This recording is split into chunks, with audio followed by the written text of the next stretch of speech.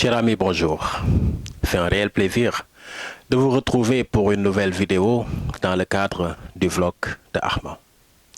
Aujourd'hui, j'ai envie de vous parler d'un sujet qui me semble bien d'actualité, bien qu'il s'agisse d'un ouvrage qui a été publié déjà en 1991 par la franco-sénégalaise Axel Kabou, en se posant la question: et si l'Afrique refusait le développement?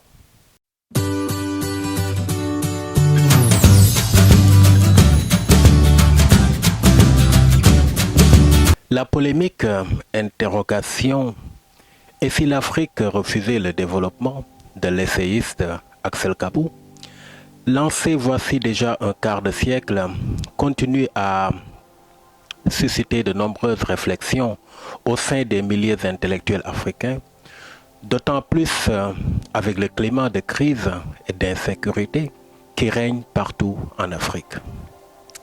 Cette experte franco-sénégalaise de la communication stratégique née au Cameroun nous livre dans cet ouvrage une réflexion sur les mécanismes idéologiques du processus par lequel l'Afrique est responsable de sa déliquescence à travers son refus au développement.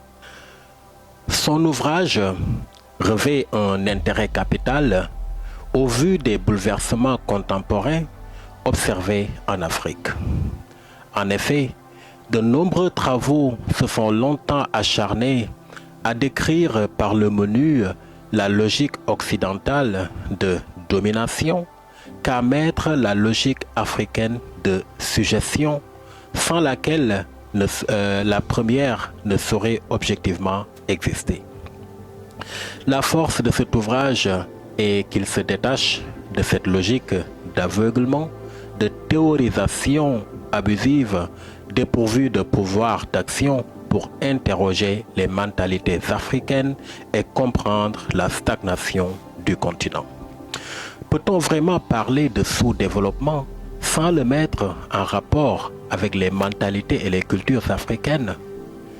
Telle la question qui guidera les analyses et les réflexions de cette Africaine qui a décidé d'apporter des mots à la compréhension des mots qui minent notre continent. Les trois parties de cet ouvrage visent un triple objectif: l'explication du refus latent du développement, la mise en évidence des sources d'abreuvage des consciences post-indépendantistes et enfin la démonstration des mécanismes du processus par lequel l'Afrique rejette le progrès. Pourquoi l'Afrique refuse-t-elle de se développer? L'obstacle majeur au développement en Afrique, quel que soit le domaine considéré, est d'abord de nature psychologique, nous dit l'auteur à la page 144 de son ouvrage. Le constat est clair. Le sous-développement africain commence par le sous-développement de la perception de soi et du monde extérieur, par l'immobilisme des mentalités et se perpétue par le retour des Africains lettrés aux valeurs du terroir et sans condition. Il serait alors naïf de croire que le sous-développement de l'Afrique soit dû à un quelconque manque de capitaux. La compréhension de la stagnation des Africains doit d'abord s'opérer au niveau microéconomique le plus élémentaire, dans la tête des Africains, c'est-à-dire la mentalité qui jusqu'à présent demeure tabou et sacralisée.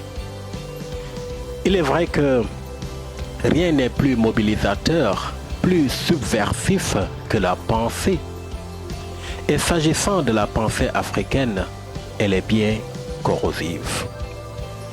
En effet, cette dernière a été coagulée et demeure pour l'essentiel malade jusqu'à nos jours. Ce refus de développement, qu'elle définit comme une série de conduites d'évitement, de non-réponse aux questions de la traite et de la colonisation, commence par un refus de responsabilisation et de conscientisation au lendemain de ces périodes troubles. Le dit refus se manifeste par la propagation du mythe de l'égarement historique, scientifique et technologique du noir qui trouve toujours de quoi justifier son droit à l'inertie ou à la différence. Les Africains se plaignent à se décrire comme étant des victimes de l'histoire face à un coupable occidental qui devrait par conséquent les indemniser pour les dommages qu'il aurait causés. Kadhafi a réussi à imposer pour la Libye des frais de réparation à l'Italie, clamant qu'il s'agissait d'une question d'honneur. Mais il convient de souligner la cruelle inutilité de pareils procès, tout comme ceux imputés aux criminels de guerre, car les morts ne reviendront jamais, aussi élevés que puisse être la peine. Or, l'Afrique, loin de tirer des leçons pratiques de ces périodes sanglantes, s'est mise à vouloir obliger l'Occident à régler l'ardoise de ses crimes. Et ce, dans la dureté du verbe. Oui. Et après? Est-ce que cela effacera notre complicité dans cette barbarie? Il n'y aura pas de plan Marshall pour l'Afrique. L'histoire connue de l'humanité n'offre aucun exemple de nation faible ayant obtenu des réparations de guerre en se contentant de gémir. La technoscientophobie et l'aliénation culturelle. Est-ce un tandem mortel pour l'Afrique? L'anti-occidentalisme primaire est si ancré dans les mentalités qu'il constitue encore le meilleur gage de la pérennisation de l'arriération sur tous les plans, nous dit l'auteur à la page 159. Convaincu par le faux anti-machinisme d'après-guerre qu'elle devrait rester la seule civilisation sans machine du XXIe siècle, l'Afrique n'a de fait consenti aucun effort depuis les indépendances pour se doter de structures industrielles, régionales ou sous-régionales, afin de réduire sa dépendance à l'égard de l'extérieur. Elle s'accroche à ces états théoriques au lieu de s'atteler à la création de ces grands ensembles économiques qui conditionnent sa survie, comme le lui recommandait Kwame Nkrumah.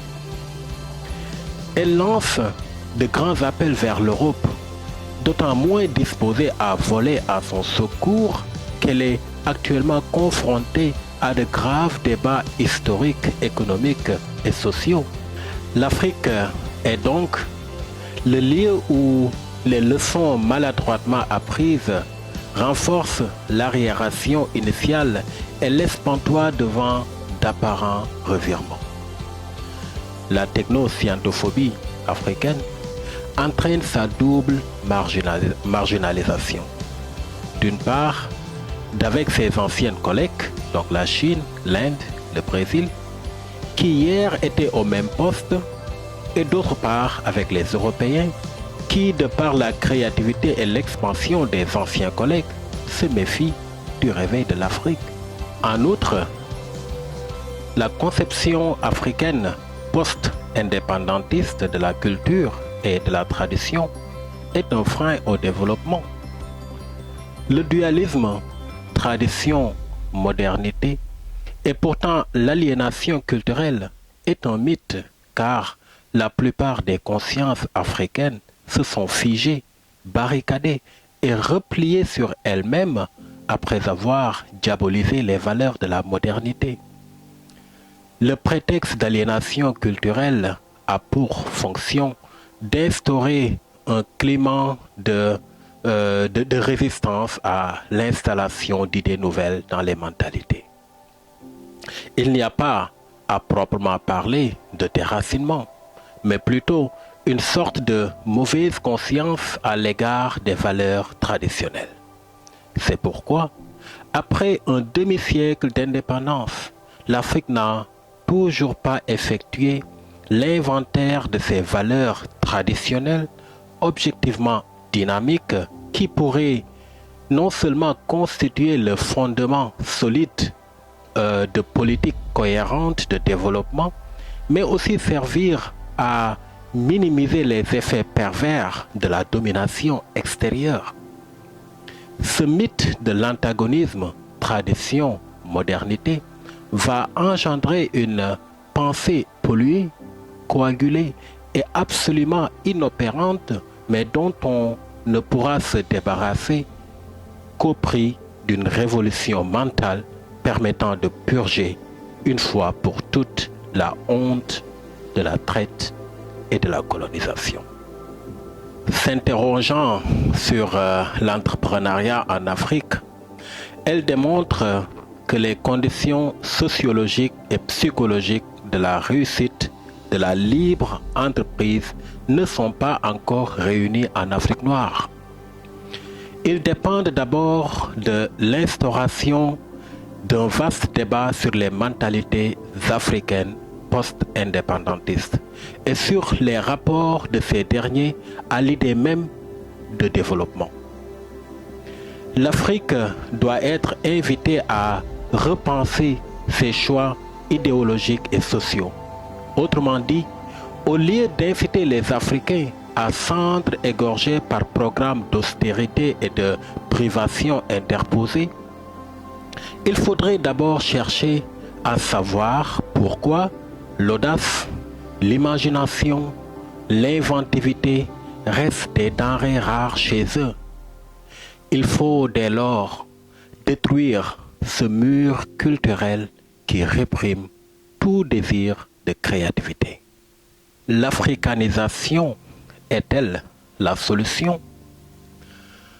Au terme du chapitre 11, l'auteur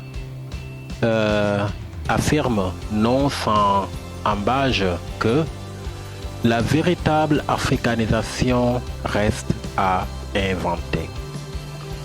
Partout en Afrique, on note une absence cruelle de projets de société cohérents, d'idées neuves. Seule émerge de cette inertie organisée une ambiance crépusculaire, celle de rester soi-même à n'importe quel prix.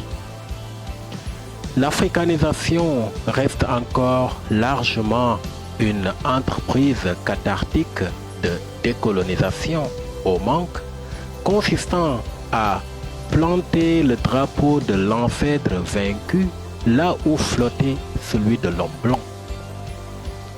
Ce retour à soi, qui aurait pu être une aventure exaltante, libératrice d'énergie créatrice, est en train de tuer l'Africain à petit feu pour n'être qu'une opération de lavage de cerveau au profit de valeurs culturelles non repensées. L'enseignement africanisé, loin de favoriser l'ouverture nécessaire au développement, aurait plutôt tendance à prôner le repli sur soi. En voulant trop réformer, trop africaniser, on a abouti à un système réducteur qui rétrécit la base de l'enseignement, le confine dans un cadre étroit qui finalement limite la perception de l'élève, nous dit Edem Kodjo dans son manuel Et demain l'Afrique. L'africanisation a participé à l'isolationnisme culturel et entraîné la résistance des Africains vis-à-vis de la pénétration culturelle occidentale. Cela est bien visible dans l'éducation où, malgré la multiplication des séminaires sur l'éducation de base, la formation des formateurs, la nécessité d'introduire la science et la technologie, Ces programmes demeurent mal pensés puisqu'ils sont concentrés uniquement sur la colonisation et l'esclavage. Les programmes éducatifs sont basés non pas sur des sujets de fierté, mais sur des sujets de honte, comme l'esclavage et la colonisation. L'auteur ne dit point qu'il faut évacuer ces faits historiques importants, mais qu'on doit en tirer des leçons qui s'imposent, car les intellectuels ne doivent étudier le passé non pour s'y complaire, mais pour y puiser des leçons ou s'en écarter en connaissance de cause si cela est nécessaire. On a coutume de dire qu'une erreur n'est considérée comme telle qu'à la première occurrence. La seconde étant considérée comme un choix délibéré. Nous avons hérité d'une histoire, mais qui a été vidée de ses enseignements pratiques, car nous continuons à perpétuer le discours d'une conscience post-indépendantiste humiliée. Nous refusons le droit vital à l'ouverture au nom du droit à la différence. Ce dernier justifie des comportements de plus en plus rétrogrades et des démarches les plus préjudiciables à la liberté et à la dignité des Africains. Il se manifeste par une sorte de détermination altière à n'être que soi et rien d'autre sans y voir d'inconvénient. C'est l'Afrique sans scrupules, sans vergogne, inerte et fière de l'être, pour l'avènement d'une Afrique décomplexée. Après avoir dressé ce panorama que d'aucuns vont peut-être qualifier d'afro-pessimiste, l'auteur ne se limite pas là. Dans la troisième et dernière partie de son ouvrage, elle essaie de proposer des conditions pour l'avènement d'une Afrique décomplexée. En effet, cet examen critique de l'Afrique vise à choquer et à éveiller les mentalités africaines qui sommeillent faute d'examen lucide sur certains pans critiques de leur histoire. Sa première recommandation est le boycottage de l'Union africaine, qui aurait grandement failli à sa mission unitaire depuis sa création en 1963.